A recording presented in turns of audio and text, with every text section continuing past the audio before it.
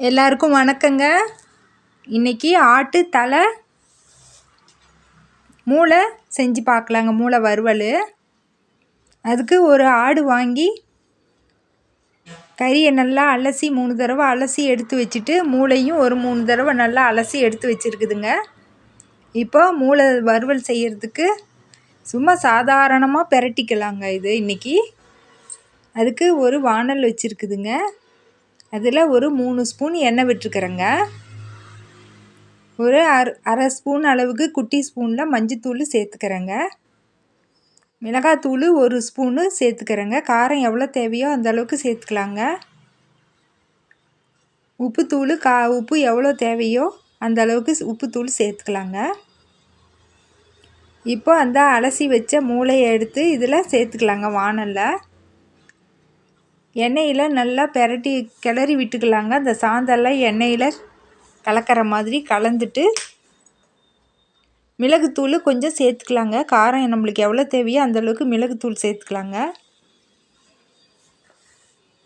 நல்லா கலக்கி விட்டுட்டு இப்போ ஆட்டு மூளையை எடுத்து எண்ணெயில் போட்டுக்கலாங்க. போட்டுட்டு குறுக்கால ஒரு துண்டுங்க மாதிரி கீறி விட்டுக்கலாங்க. உள்ளே நல்லா சாந்துங்க இறங்குற மாதிரி மசாலா இறங்குற மாதிரி நல்லா கீறி விட்டுக்கலாங்க.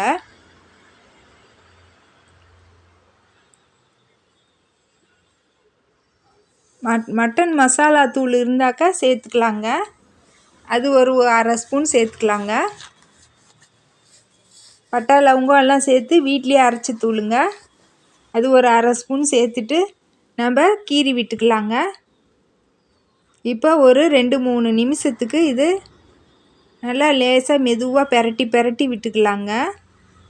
காரம் உப்பு எல்லாமே உள்ளார இறங்குற மாதிரி பிரட்டி விட்டுக்கலாங்க. கிளறி விட்டுட்டு எடுத்துக்கலாங்க. அவ்வளோதாங்க, ஆட்டு மூளை வறுவல் தயாராகிடுச்சிங்க. இந்த மாதிரி செஞ்சு பாருங்கள், நல்லா ருசியாக இருக்குங்க. இப்போது ஆட்டு தலைக்கறி வறுவல் எளிமையான முறையில் செஞ்சு பார்க்கலாங்க. ஒரு ரசம் சாதத்துக்கு தொட்டுட்டு சாப்பிட்ற மாதிரி செஞ்சு பார்க்கலாங்க.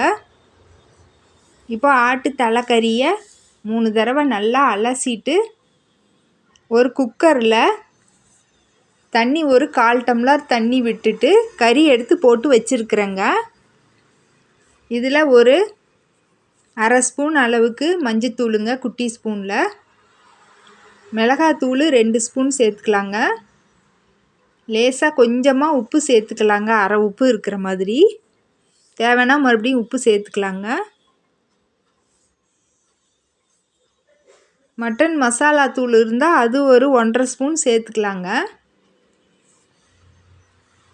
இஞ்சி பூண்டு விழுது ஒரு அரை ஸ்பூன் சேர்த்துக்கலாங்க.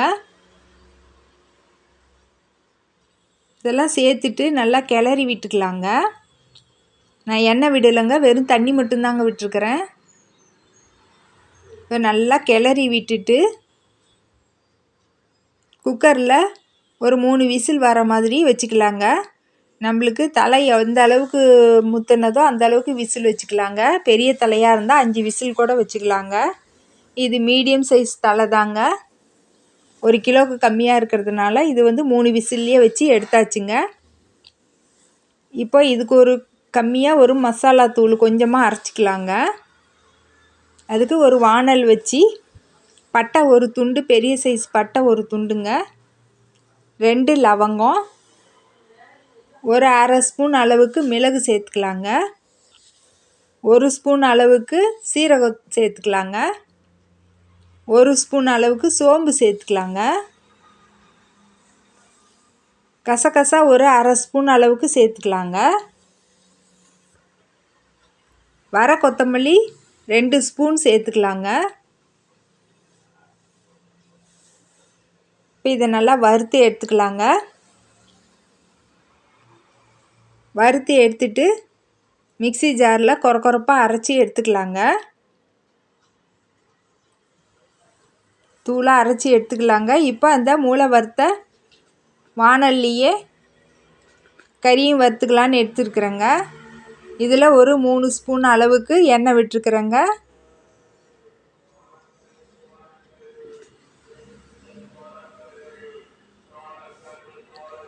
இப்போ எண்ணெய் காஞ்சதும் வெங்காயம் கொஞ்சம் தூளாக அரிஞ்சு வச்சுருக்குறேங்க. இப்போ அந்த வெங்காயத்தை இதில் சேர்த்துக்கலாங்க. வெங்காயம் நல்லா வதங்கட்டுங்க, பொன்னிறமாக நல்லா வதங்கட்டுங்க. வதங்கினதுக்கப்புறமா இஞ்சி பூண்டு விழுது 1 ஸ்பூன் அளவுக்கு சேர்த்துக்கலாங்க. இஞ்சி பூண்டு விழுதும் நல்லா வதங்கட்டுங்க. நல்லா வதங்கினதுக்கப்புறமா ஒரு தக்காளி தூளாக அரிஞ்சு வச்சுக்கலாங்க. இப்போ தக்காளியை சேர்த்துக்கலாங்க. தக்காளியும் நல்லா வதங்கட்டுங்க.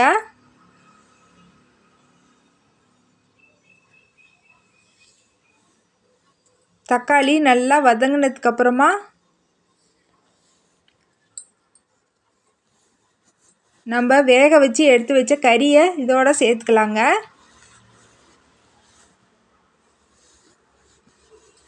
கறியை நல்லா கிளறி விட்டுக்கலாங்க.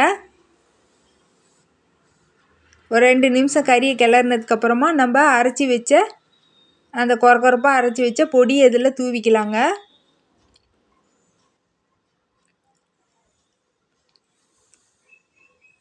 இப்போ நல்லா கிளறி விட்டுக்கலாங்க. மிளகாத்தூள் 2 ஸ்பூன் அளவுக்கு போட்டுக்கலாங்க.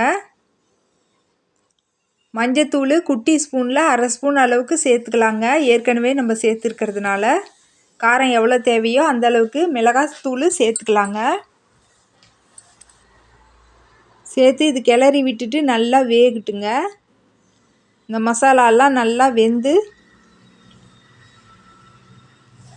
பச்சை வாசம் போக கறியில் நல்லா மசாலா இறங்கி நல்லா வெந்து எண்ணெய் பிரிஞ்சு வர வரைக்கும் நல்லா தண்ணி சுண்டுற வரைக்கும் வேகட்டுங்க. தண்ணி சேர்த்த வேணாங்க, குக்கரில் மீதியான தண்ணியே இருந்தாவே போதுங்க. இப்போ வெந்து நல்லா சுருங்கி வந்துடுச்சிங்க. இப்போ உப்பு காரம் சரி பார்த்துக்கலாங்க. கொத்தமல்லி புதினா போட்டு இறக்கிக்கலாங்க. கொத்தமல்லி கருவேப்பிலை போட்டு இறக்கிக்கலாங்க. புதினான்னு மாற்றி சொல்லிட்டேன். இந்த மாதிரி செஞ்சு பாருங்கள், நல்லா ருசியாக இருக்குங்க. இன்னொரு வீடியோவில் பார்க்கலாங்க. நன்றிங்க.